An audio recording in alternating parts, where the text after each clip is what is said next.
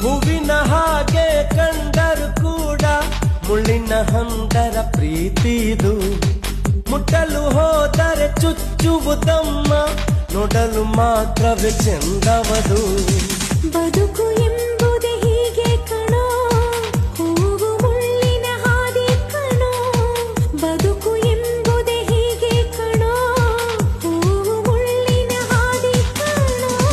ಹೆದರದೆ ಮುನ್ನುಗ್ಗಲು ಸಿಗುವವು ಹೂಗಳು. ಗೊತ್ತಿದ್ದು ಎಲ್ಲವೂ ತಪ್ಪನ್ನು ಮಾಡುವ ಈ ರೀತಿಯ ಆಸೆಯು ಬೇಡ ಬಿಡು.